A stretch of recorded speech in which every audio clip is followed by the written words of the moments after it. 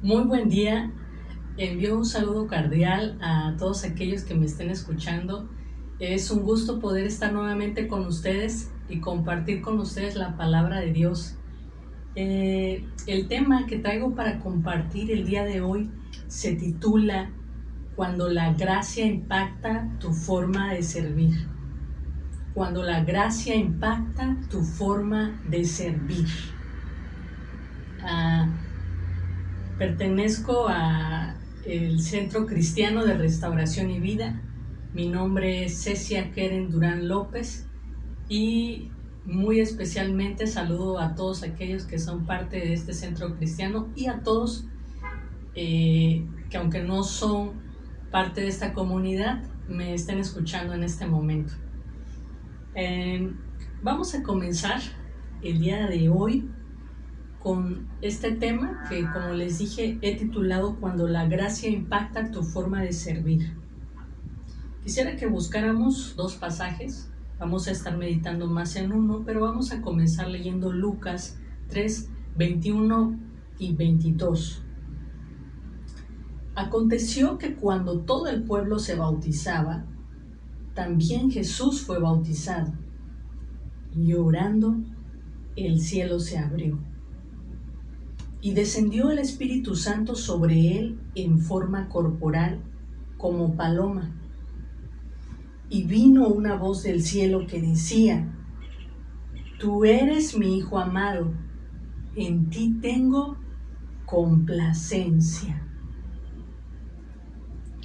Bueno, me gustaría para todos aquellos que no escucharon el último tema que di, titulado Buenas noticias para los rechazados, que ustedes pudieran ver este tema, ya que es un tema que les va a permitir poder contextualizar todo este pasaje y lo que vamos a hablar el día de hoy. Pero haciendo un breve resumen, en ese tema hablamos acerca de lo que este evento majestuoso de la aprobación del Padre hacia Jesús pudo haber significado para toda esta multitud del pueblo de Israel que estaba presente, para incluso los fariseos, saduceos y para toda la humanidad. ¿Qué pudo haber significado este evento? ¿Qué significó este evento? Y en resumen, significó que el Padre estaba dando el camino para agradarle. La única forma en la que tú y yo podíamos agradar era a través de Jesús. Ahora, pensando en esto, yo me puse a pensar ¿qué pudo haber significado este evento también para Juan el Bautista, que lo presenció? Un hombre que era un hombre de Dios, que conocía a Dios y que además servía a Dios. ¿Qué pudieron haber significado estas palabras del Padre sobre Jesús para Juan el Bautista, que llevaba un rango en su ministerio ya y que estaba grandemente haciendo la obra de Dios? Bueno, quiero que veamos esto entonces desde esta perspectiva, y también quiero decirte que cuando hablo acerca de servir, decimos cuando la gracia impacta tu forma de servir, en realidad me estoy refiriendo a la palabra en general. Servir no solamente es servir a Dios en la iglesia. Servir tiene que ver con todas las esferas de la vida. Tú sirves a Dios cuando sirves a tu familia, cuando sirves a tus hijos como padre. Tú sirves a Dios cuando sirves a tus padres como hijo. Sirves a Dios en tu trabajo cuando haces un buen trabajo, cuando haces las cosas como para Dios. Sirves a Dios en tu trato bueno con tus vecinos. Sirves a Dios en cada acción que tú puedas hacer que le glorifique a Él. Entonces, ¿cómo podemos hacer para que esta gracia de Dios impacte la forma en la que servimos a otros?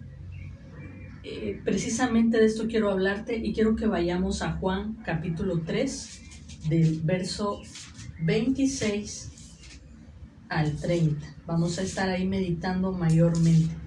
Juan capítulo 3 del verso 26 al 30. Bueno, quiero que veas que estas palabras, esto que vamos a ver aquí, fue dicho después del bautismo de Jesús, después de que Juan había presenciado el bautismo de Jesús, son dichas estas palabras. Y quiero que veamos cómo Juan tiene muy en claro ciertos principios. Después de haber presenciado quién era Jesús, Juan comienza a tener en claro estos principios. Vamos a verlo entonces. Y vinieron a Juan y le dijeron: Rabí, mira que el que estaba contigo al otro lado del Jordán, de quien tú diste testimonio, bautiza, y todos vienen a él. Respondió Juan y dijo: no puede el hombre recibir nada si no le fuere dado del cielo. Lo vuelvo a repetir. No puede el hombre recibir nada si no le fuere dado del cielo. Hay un primer principio que Juan ha aprendido y le ha quedado muy claro después de haber visto que una voz descendía del cielo y le decía a Jesús: este es mi Hijo amado. Juan entendió que todo lo que el hombre puede recibir tiene que ser dado del cielo. Y en especial está entendiendo que el éxito de Jesús, que la fama de Jesús y el hecho de que Él esté teniendo un ministerio grande ha sido algo que le fue impartido del cielo. Entonces, cuando la gracia impacta tu forma de servir, entiendes que el éxito es una gracia. Hermano, el éxito, persona que me escuchas, el éxito en cualquier obra que tú puedas tener para Dios, para otros, intentando glorificar a Dios, eso es una gracia. Es decir, es algo que se recibe como un regalo de parte de Dios. Él da el éxito. ¿Qué significa esto entonces para nosotros en la vida práctica? Bueno, significa para ti, esposa, que cuando tu esposo llega y tú le estás preparando su comida o su cena, le estás preparando la mesa, él llega cansado de trabajar. Significa que para que tú tengas éxito y tu esposo pueda realmente experimentar un descanso de Dios, la presencia de Dios, que Él es ministrado a través de ti en este evento, tú necesitas a Dios, tú necesitas la gracia de Dios, necesitas que Dios te dé esa gracia para que puedas tener éxito. Significa que cuando tú quieras hablar con Él un tema muy delicado que sabes que le molesta, tú necesitas el éxito, el favor de Dios, que Dios te dé ese éxito y te diga cómo has de hacerlo, que te dé esa sabiduría, si es necesario que tú lo hables o si no es necesario que tú lo hables y solamente lo hables con Dios y Dios se encargue. Pero tú necesitas esa gracia para poder hacer cualquier obra que tú hagas. Significa también para ti, padre de familia, que tienes hijos adolescentes, significa que cuando tú necesitas hablar con esos hijos, y tú sabes que en la adolescencia los chavos suelen responder muy mal y tomar para mal todas las cosas que alguien les pueda decir, tú necesitas la gracia, que Dios te dé el cómo, que Dios te dé su poder, su facultad a través de su Espíritu Santo, la sabiduría para las palabras que vas a usar. Y entonces, lejos de que ese hijo se pueda enojar, darse la vuelta e irse, él se pueda quedar para escucharte lo que tú tienes que decirle, impactado, e incluso algunos quebrantados. Necesitas a Dios. Significa también esto que a ti, mujer u hombre que trabajas, que tienes un trabajo, para que tú puedas elaborar bien ese proyecto, hacer un trabajo que impacte a otros, ministre la vida de otros que están en la empresa o en tu escuela o en el hospital, donde sea que estés, significa que para que una obra pueda realmente ministrar la vida de otros, es decir, darles algo de vida a otros, que sean conmovidos e impactados, tú necesitas a Dios. Tú necesitas de Dios para que esa obra pueda ser una obra grande, bien hecha. Necesitas a Dios. Dios da el éxito. Y te pongo un ejemplo que alguna vez yo platicaba. Recuerdo en alguna ocasión haber tenido que tratar con un grupo de jóvenes muy difícil para mí. Y recuerdo también cómo me desgasté grandemente en mis propias fuerzas tratando de ocupar uno y otro método en mi humanidad. Pero también recuerdo que llegó un punto en el cual me rendí a Dios y le dije: Señor, no puedo. ¿Qué voy a hacer? Cuando yo dije estas palabras, que fueron las palabras que Dios esperaba, entonces yo recibí una idea. Justamente ahí cuando yo estaba hablándole, yo recibí una idea que vino de Él. Supe que vino de Él, porque no se me hubiera ocurrido a mí. Él me la dio, yo fui y la apliqué como un proyecto a ese grupo de jóvenes y fue un éxito. Y pude tener los resultados que yo quería de una mejor conducta en esos muchachos. Pero el éxito me lo dio Dios. A veces estamos tan ocupados intentando usar nuestros propios métodos y olvidarnos, y a veces nos olvidamos de que Dios es el que da el éxito, que estamos ahí intentando hacerlo, intentando hacer cosas grandes, y a veces son cosas tan sencillas que Dios puede decirte que tú hagas, y aunque te las dice a través de su palabra, porque están tan claras las cosas aquí, como por ejemplo que tú digas: perdóname. Esta palabra puede quebrantar muchos corazones. El perdóname puede ser capaz de doblegar corazones. Y cuando esta palabra también a veces está muy gastada, a veces ya no tienes más que decirla. Lo que tienes que hacer es accionar y cambiar verdaderamente.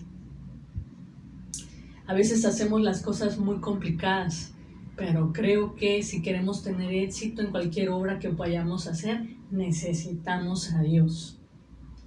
Ahora bien, en segundo lugar, para este hombre que servía a Dios, Juan el Bautista, ¿qué significó todo este evento, lo que había visto? ¿Qué cosas comenzó a tener en claras cuando tuvo una revelación de Jesús y de su gracia? Bueno, seguimos leyendo en estos versos. Vosotros mismos me sois testigos de que dije: yo no soy el Cristo, sino que soy enviado delante de él. El que tiene la esposa es el esposo, mas el amigo del esposo que está a su lado y le oye, se goza grandemente de la voz del esposo. Así pues, mi gozo está cumplido. ¿Qué le está quedando totalmente en claro a Juan? Que desde luego ya lo tenía en claro todavía antes de que Jesús viniera al bautismo. Ya era una revelación que Dios le venía dando. Él está teniendo muy en claro que Él no es el Cristo. Y entonces hace una comparación y dice: Cristo es como si fuera el esposo y es el protagonista de la historia. Él tiene su esposo. Yo solamente soy como si fuera el amigo del esposo. No estoy en el lugar principal de la historia. No soy el personaje principal. Es Cristo el personaje principal. Entonces, lo que quiero remarcar sobre todas las cosas es esta primera frase que dice Juan aquí: yo no soy el Cristo. Yo no soy el Cristo. Cuando la gracia impacta tu forma de servir, entiendes que no eres el protagonista de las obras. Cualquier obra buena que pueda tener éxito no es porque tú hayas sido el protagonista de ellas.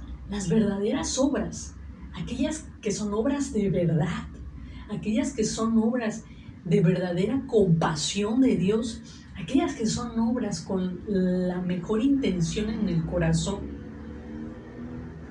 son obras donde tú no eres el protagonista. Tú no eres el protagonista. Juan lo sabe muy bien: yo no soy el Cristo. ¿Cómo podríamos decir esto actualmente? Es como si dijéramos: yo no soy el Cristo. Yo no soy la salvadora de nadie. Tú no eres el salvador de nadie. Es como si dijeras, yo no soy el libertador de nadie. Yo no tengo poder para salvar a ninguna persona, ni para liberar a ninguna persona del pecado. Yo no puedo hacer eso, no tengo la facultad, no me fueron dados esos poderes. Puedo hablar con una persona, puedo compartirle algo, pero no puedo hacerle entender en lo profundo de su corazón, ni convencerlo del pecado, ni hacer que él sienta pesar por su pecado. Eso es una obra que le pertenece al Espíritu Santo. Yo no soy el hacedor de milagros. No hay en mí facultad ni poder para hacer milagros. Yo no soy el agua de vida. Yo no soy el pan de vida. Yo no puedo suplir la necesidad de ninguna persona, esposo o esposa. Tú no tienes la facultad para suplir la necesidad de tu pareja. Tú puedes hacer tus responsabilidades, lo que te corresponde y actuar en base a lo que dice la palabra de Dios sobre cómo debe desarrollarse un esposo o una esposa. Pero la satisfacción y la plenitud le son dadas al ser humano únicamente por Dios. Nosotros no somos agua de vida, nosotros no somos el pan de vida, ni podemos llenar las necesidades más profundas de la gente. No podemos hacer eso. Entonces, cuando entendemos esto, cambian muchas cosas. La gente, persona que me estás escuchando, la gente que tiene necesidad está esperando ser llena por Cristo, no por ti. Y entonces muchas veces queremos hacernos el Cristo, queremos hacernos los salvadores, queremos pensar que nosotros podemos suplir la necesidad de algunas personas, y muchas personas están desgastadas y fueron explotadas debido a esto, a que intentaron ser Cristos. Tú no eres el Cristo, no puedes suplir la necesidad más profunda de la gente. Y esto tiene que quedar bien claro. Tú no eres el que tiene entendimiento. Y creo que nos ha quedado muy claro, ¿no? Cuando nos comenzamos a acercar a la palabra de Dios y no entendíamos. Y algunas cosas todavía no las entendemos. El otro día platicaba con mi abuelita acerca de esto. Y ella me decía de un pasaje que no entendía. Y yo le decía también que algunos pasajes efectivamente sigo sin entenderlos después de haber estudiado este tiempo, o todo este tiempo desde que soy creyente. Entonces, el entendimiento no habita en nosotros como humanos. Esto es decir, como José cuando se está frente al copero y al panadero, ¿no son de Dios las interpretaciones? ¿No son de Dios las interpretaciones? José tiene muy en claro que él no es el que interpreta sueños. José tiene muy en claro que Dios es el que da las interpretaciones. Esto es como decir, como Daniel. Cuando dice Daniel, él revela lo profundo y lo escondido. Él da sabiduría a los sabios y la ciencia a los entendidos. ¿Quién es? Es Él. Yo no soy. Tú no eres el proveedor milagroso. Tú tienes un trabajo y unos pesos que ganas, un dinero que ganas. Pero cuando tú necesitas una provisión de miles de pesos que tú sabes que no puedes dar, cuando te encuentras frente a una multitud y hay que alimentarla toda y tú no tienes dinero, tú tienes que entender que tú no eres ese proveedor milagroso. Tú no eres el proveedor en general. Pero quiero hablar en específico de estos eventos donde muchas veces se puede perder la fe. Cuando necesitas un dinero que es una cantidad, que es algo que tú no lo podrías tener para pagar algo, para aportar en algo, para una palabra que Dios te ha dado, como a Jorge Müller.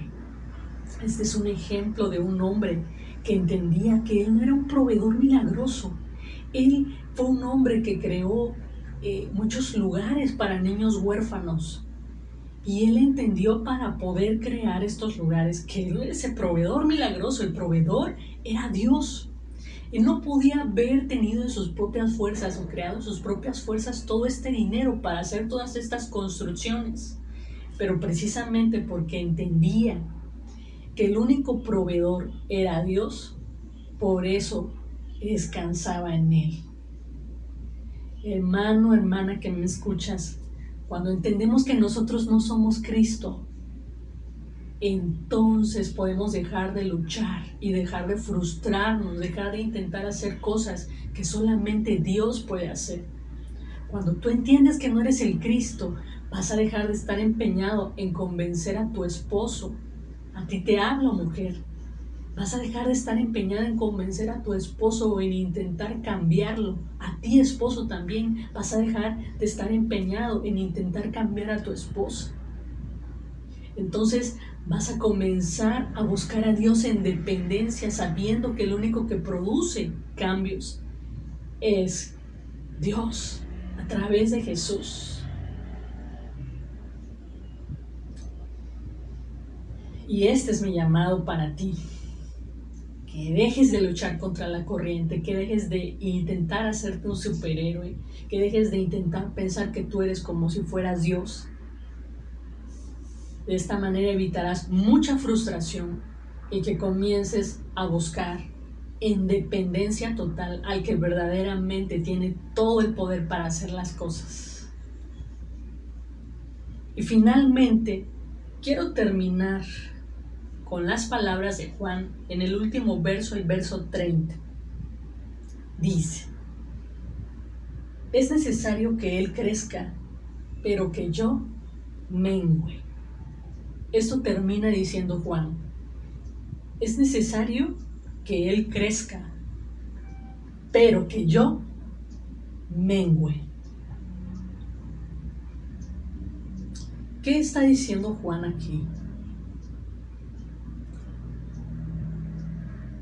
Hay dos cosas totalmente necesarias, pero una es más necesaria que la otra.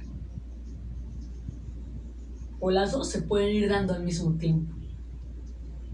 Es necesario, completamente necesario, indispensable, la vida de Cristo. Cuando la gracia ha impactado a un servidor de Cristo, a alguien que hace obras para Dios, esta persona puede entender que es sumamente necesario que la vida de él desaparezca y que es sumamente necesario la vida de Cristo. Entonces,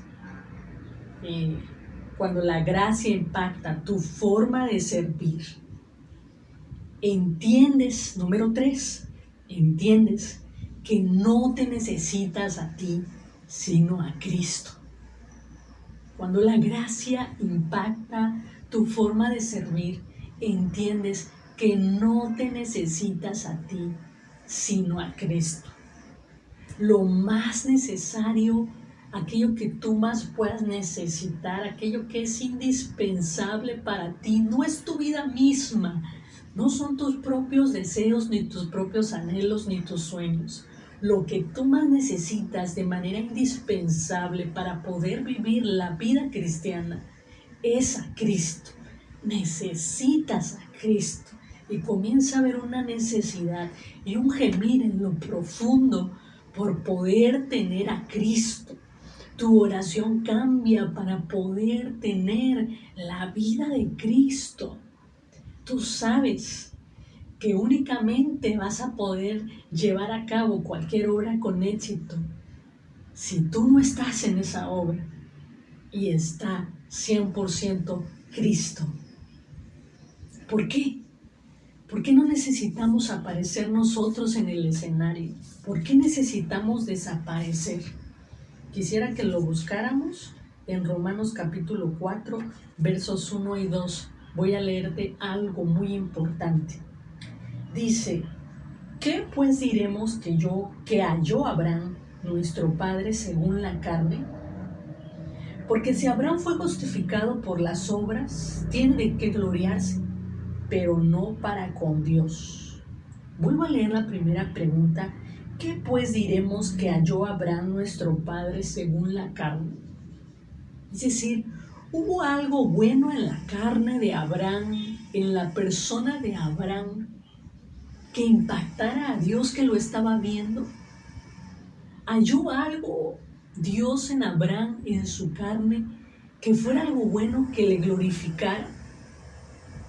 No, antes más bien dice que si Abraham tuvo obras o intentó glorificarse, intentó ser justificado en sus obras, puede tener a lo mejor de qué gloriarse para con los hombres, pero no para con Dios.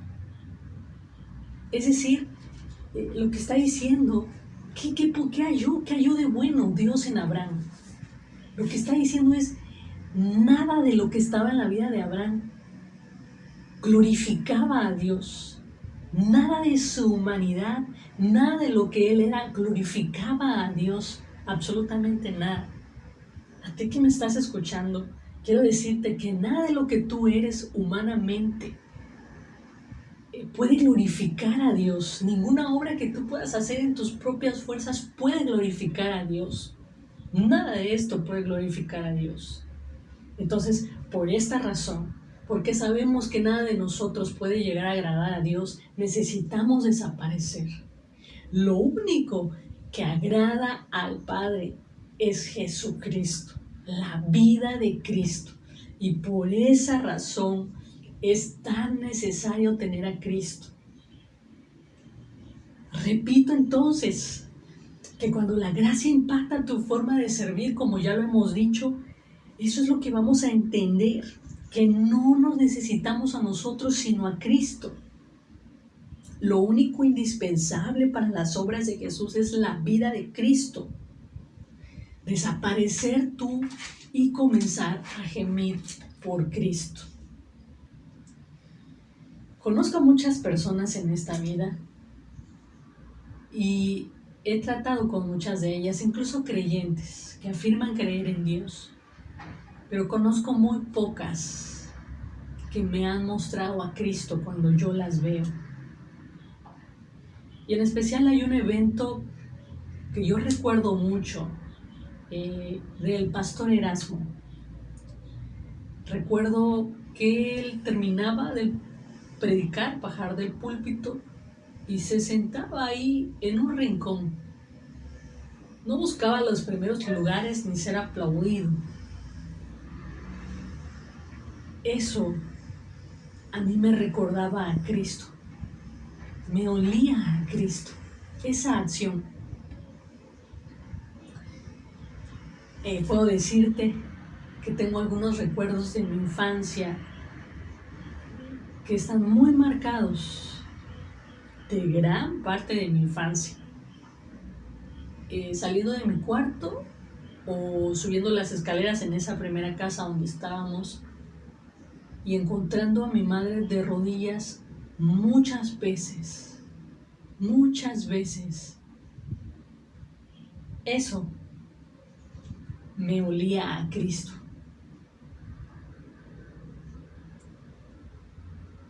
Pero quiero ser honesta contigo, y creo que si tú eres honesto contigo mismo, también podrás reconocer que la verdad es que pocas veces mostramos a Cristo.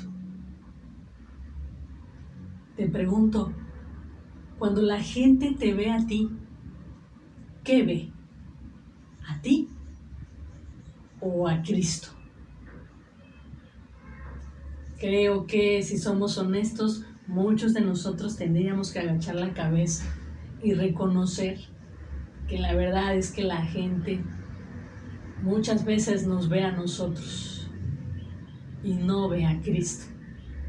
Por eso hay tanta gente que no quiere creer en Dios y que no le interesa saber nada de religión. Y es que pocas veces mostramos a Cristo. La gente más nos ve a nosotros. Y la gente está harta de ver una humanidad que siempre tiende a la corrupción y al pecado. La gente quiere ver a Jesús. Y si nosotros hacemos memoria, sabremos bien que la verdad es que pocas veces hemos dejado que Dios se glorifique en nuestra vida mostrando a Jesús. Yo tengo muy en claro que la mayoría de las veces no he mostrado a Cristo, pero también ubico algunos momentos en mi vida en las cuales sé que yo no estaba ahí. Tengo algunos momentos muy específicos, muy pocos, pero que recuerdo y atesoro en mi corazón, donde yo no estaba ahí, estaba Cristo en mí.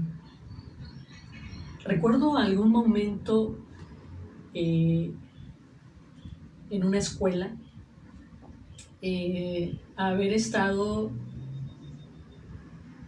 presenciando un muchacho. Lo habían sacado del salón de clases, estaba en la dirección, y es que había hecho una travesura.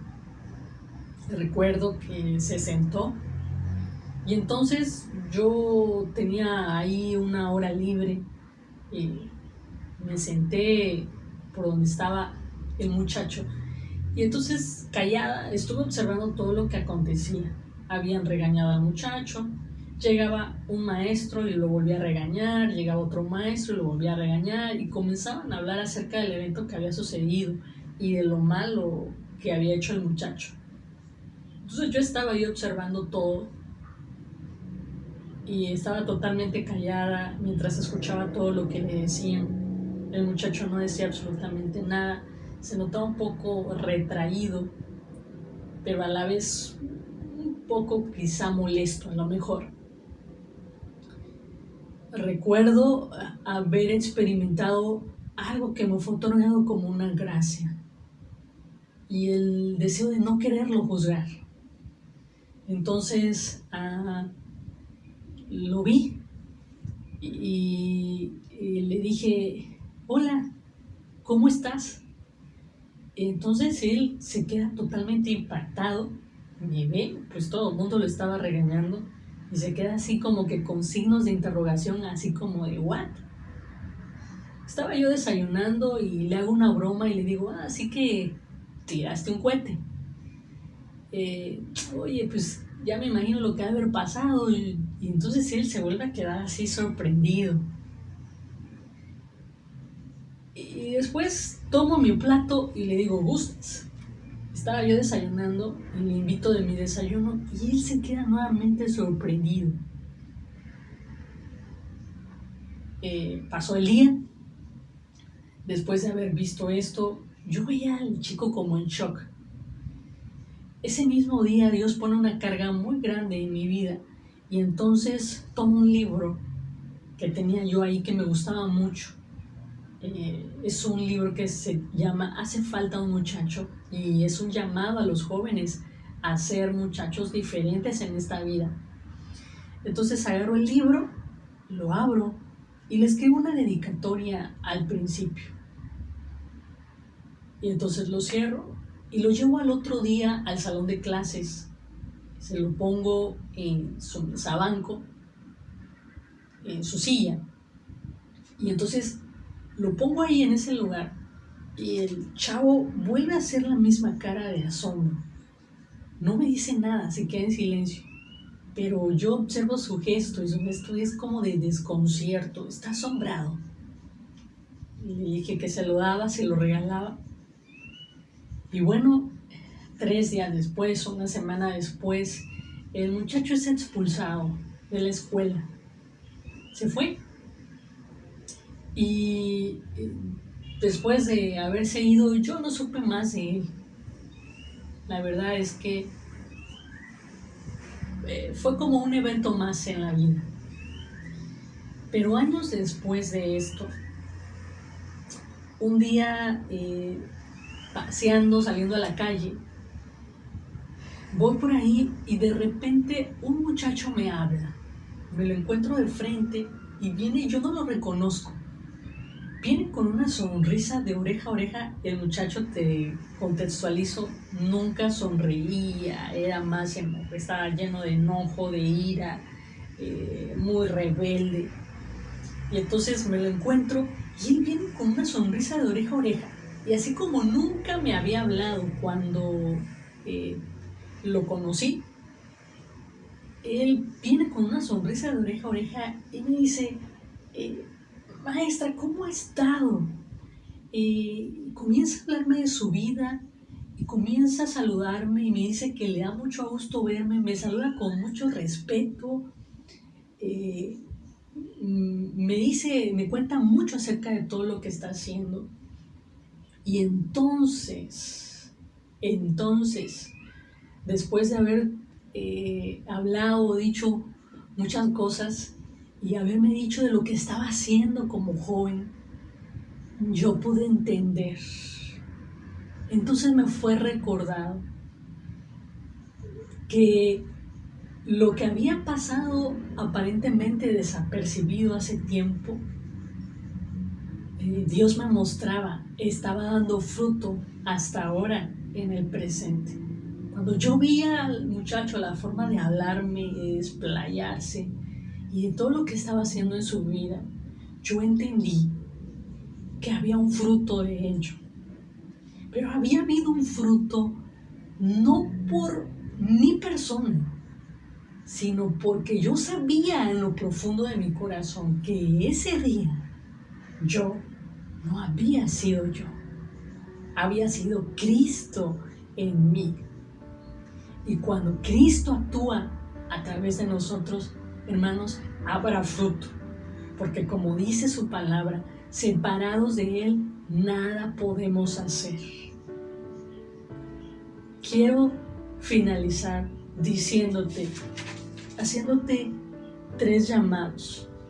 El primero, que cuando vayas a hacer cualquier obra, tú busques en dependencia, que Dios te diga cómo hacerla y que te dé la gracia del éxito en esa obra. Lo segundo que quiero decirte es que dejes de luchar en tus propias fuerzas, creyéndote el Cristo, el Salvador de la gente, que dejes de estar luchando contra la corriente y que comiences a buscar al que verdaderamente hace milagros y hace cosas que tú no puedes hacer, y a pedirle a Él que las haga y únicamente hacer lo que humanamente es posible para ti. En tercer lugar, quiero decirte y quiero invitarte a desaparecer de esta vida y a gemir en tu oración por la vida de Cristo, porque es lo único necesario, indispensable para poder vivir y hacer obras que verdaderamente glorifiquen a Dios. Bueno, es un gusto poder haber compartido esto con ustedes. Quisiera que oráramos para terminar. Padre, gracias, Señor, te doy por permitirme compartir, Señor, tu palabra. Y quiero pedirte, Señor, en esta hora, que ayudes a todas estas personas que están escuchando. Padre, que ayudes a tus hijos. Padre, para que cada obra que puedan realizar pueda ser una obra verdaderamente impactada por tu gracia. Señor, ayúdanos a ser dependientes para buscar tu gracia en cada obra que vayamos a hacer. Ayúdanos a dejar de creernos los protagonistas de la historia y a entender que hay cosas que no podemos hacer, solamente tú las puedes hacer y nos las puedes impartir como una gracia. Señor, ayúdanos a dejar de luchar en nuestras propias fuerzas. Padre, y también te pedimos que traigas una revelación grande de qué tan necesario es, Señor, la vida de Cristo y de lo importante que es desaparecer nosotros, Señor. Que podamos entender que nada en nuestra vida te glorifica y que necesitamos la vida de Cristo. Trae un espíritu de oración, Señor, sobre este pueblo para gemir, por la vida de Cristo, Señor, para que seamos llenos, revestidos del Espíritu de Cristo, Señor, y que en Él, Señor, seamos potenciados, Señor, seamos confirmados, afirmados, llenos de gracia para andar, Señor, en una vida sobrenatural. En el nombre de Jesús. Amén. Dios les bendiga.